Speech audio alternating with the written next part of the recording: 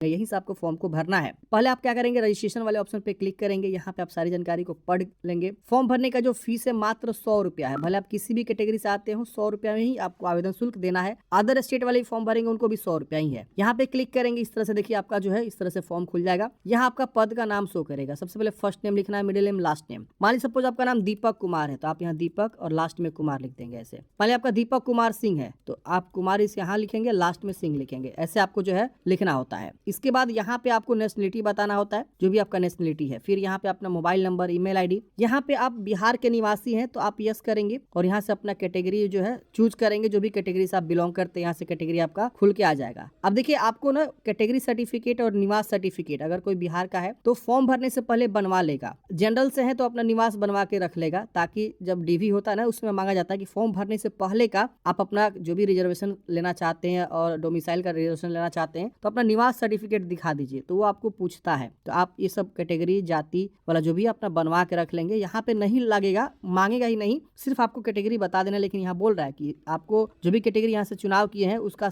Relevant certificate आपको जो है डीवी के समय मांगा जाएगा, तो आपको वो चाहिए। तो इसीलिए यहाँ पे पहले ही बता दिया गया है। तो आप अपने अकॉर्डिंग बनवा लेंगे। यहाँ पे अपना जो है डेट ऑफ बर्थ की चॉइस करेंगे, फिर यहाँ प्रोसीड करेंगे। अगर आप बिहार के निवासी नहीं है तो आप इसको नो करेंगे तो यहाँ पे आपका कैटेगरी ऑटोमेटिक जो है जनरल हो जाएगा। देखिए जनरल हो गया और फिर डेट ऑफ बर्थ चूज करके प्रोसीड करेंगे। लिए आप ये सब भर लेंगे, उसके बाद यहाँ पे प्रोसीड करेंगे। सभी जानकारी लिख के जैसे सेव नेक्स्ट करेंगे। यहाँ पे आपको अब पेमेंट जमा करना है। जो 100 रुपए आपका आवेदन शुल्क लग रहा है वो आपको जमा करना है। यहाँ कैप्चा कोड भरेंगे, इस बॉक्स को टिक करेंगे और मेक पेमेंट पे क्लिक करेंगे। आपको ओके करना होगा, अगेन ओके करना होगा। आपको पेमेंट गेटवे पे लेकर आ जाएगा। यहाँ पे आपका जो भी पेमेंट लग रहा है वो शो होगा। आप यूपीआई, कार्ड, नेट बैंकिंग, कई सारे ऑप्शन से आप पेमेंट जमा कर सकते हैं। किसी भी ऑप्शन का आप चुनाव करके पेमेंट जमा कर लेंगे। तो मैं यहाँ पे यूपीआई के थ्रू क्यूआर कोड स्कैन करके पेमेंट जमा कर लेता हूँ। तो मैंने यहाँ पे क्यूआर कोड जनरेट कर दिया है और 100 रुपया मैं यहाँ स्कैन करूंगा तो 100 रुपया ही पेमेंट कटेगा। आप फोन पे, गूगल पे से स्कैन करेंगे तो पेमेंट आपका जो है कटने के लिए ऑप्शन आ जाएगा। आप वहां से पेमेंट जमा कर लेंगे। पेमेंट जमा करने के बाद से फोन पे में जैसा पिन डाल देंगे उसके बाद आपको वेट करना है। और देखिए लिख रहा है कि आपको वेट करना है, आपको बैक बटन नहीं दबाना है, ऑटोमेटिक ये प्रोसेस होगा। मैंने पेमेंट कर दिया, आपके साइड साउंड मिला होगा, आप देखिए ऑटोमेटिक प्रोसेस हुआ। प्रोसेस होते ही यहाँ पे देखिए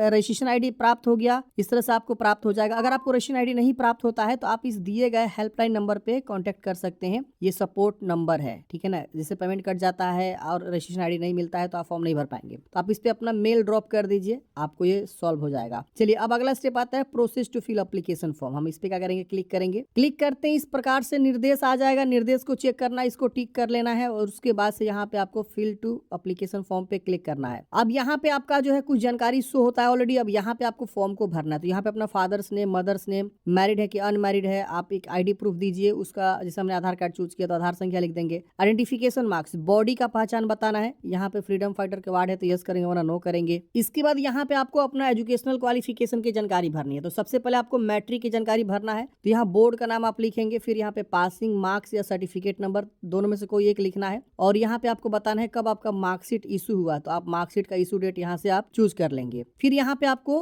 10+2 फिजिक्स, केमिस्ट्री, मैथ की जानकारी देनी। तो पहले आपको देखिए यहाँ पे सब्जेक्ट वाइज जानकारी भरनी। तो जैसे फिजिक्स में आपका ऑब्टेन्ड मार्क्स कितना है, तो मान लीजिए आपको 60 नंबर मिला हुआ है। टोटल कितना का होगा, फिजिक्स 100 का होता है। इस तरह से आपको केमिस्ट्री का बताना है, 50 नंबर मिला है 100 में। तो आप अपने मार्कशीट पे देखिए कि आपके उस सब्जेक्ट में, जो सब्जेक्ट यहाँ मांग रहा है, कितने मार्क्स प्राप्त हैं, कितने में। अब देखिए इस प्रकार से आ गया। तो इस तरह से आपका जो है आ जाएगा ऑल सब्जेक्ट्स टोटल यहाँ पे ऑटोमेटिक दिखा देगा। मतलब तीनों का यहाँ पे कॉम्बिनेशन आपका यहाँ पे शो हो गया। अब जो मांग रहा है वही देना है, जो नहीं मांग रहा है उसको नहीं देना है। अब फिजिक्स का मांगा मार्क्स, फिजिक्स का डाल देंगे। केमिस्ट्री का मांगा, मैथ का मांगा, हमने यहाँ पे डाल दिया है। और इस तरह से देख सकते हैं तीनों विषय को मिला के हमारा जो है यहाँ पे 58.33 मार्क्स आ चुका है। तो इस तरह से आपके मार्क्स होने चाहिए, 50% से कम नहीं होने चाहिए, ध्यान रखना है। तो यहाँ पे अगर हम देख सकते हैं 50% से कम नहीं है, 58 हो रहा है टोटल मिला के। तो इस तरह से आपको बोला गया है, ये क्वालिफिकेशन में ही बोला गया है इस तरह से। अगर आपने ग्रेजुएशन किया है तो ऑप्शनल है, अगर आप भरना चाहते हैं तो भरेंगे वरना इसे छोड़ देंगे। यहाँ पे आपको पीजी के बारे में मांगा गया है, ऑप्शनल है, अगर भरना चाहते तो भरेंगे वरना छोड़ देंगे। अपने यहाँ पे परमानेंट एड्रेस को लिखना है, जो भी आपका एड्रेस है प्रॉपर एड्रेस को लिखेंगे, स्टेट और डिस्ट्रिक्ट आएगा, पिन कोड लिखेंगे। और यहाँ पे कोरोस्पेंडेंस एड्रेस को लिखना है, अगर सेम है तो यस करेंगे, सेम हो जाएगा, अलग है तो अलग अलग लिखेंगे। यहाँ पे आपको जो है क्रिमिनल केस के अंतर्गत जो है कभी किसी बोर्ड से निष्कासित वगैरह किया गया है या आपके अगेंस्ट कोई क्रिमिनल रजिस्टर्ड है, यस नो में आपको बताना। तो सब नो ही होगा, आप पढ़ेंगे तो सब निगेटिविटी के बारे में पूछ रहा है। अब देखिए यहाँ पे आपको फोटोग्राफ अपलोड करनी है। फोटोग्राफ का सैंपल्स भी यहाँ पे दिया हुआ है, तो इस सैंपल्स को ध्यान रखेंगे। दिख रहे हैं ना इस प्रकार से सैंपल्स, ये बिल्कुल सही फोटो है। आपको एक कलर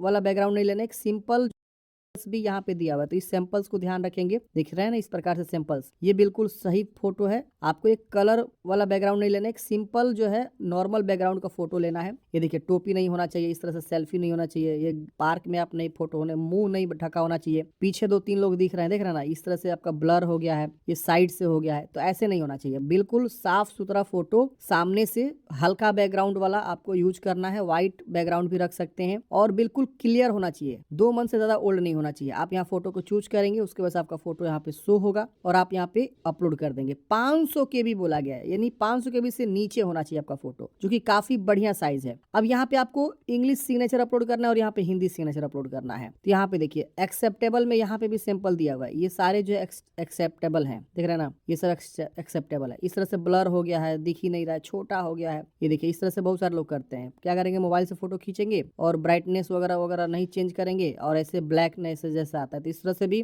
आपका फॉर्म रिजेक्ट हो सकता है। ये देखिए ऐसे क्रॉस कर दिया गया। तो आपको साफ सुथरा फोटो अपलोड करना है, यहाँ पे गलती नहीं करनी वरना फॉर्म रिजेक्ट हो जाते हैं। हिंदी में और यहाँ अंग्रेजी में सिग्नेचर को अपलोड करना है और उसके बाद यहाँ पे आपको प्रोसीड करना है। ये 100 KB से कम होना चाहिए। प्रोसीड करेंगे, प्रीव्यू आएगा, प्रीव्यू चेक करेंगे, कहीं कुछ गलती है उसको सुधारेंगे, नहीं गलती है तो सबमिट करेंगे, आपका फॉर्म सबमिट हो जाएगा और उसके बाद फाइनल प्रिंट आउट निकल जाए।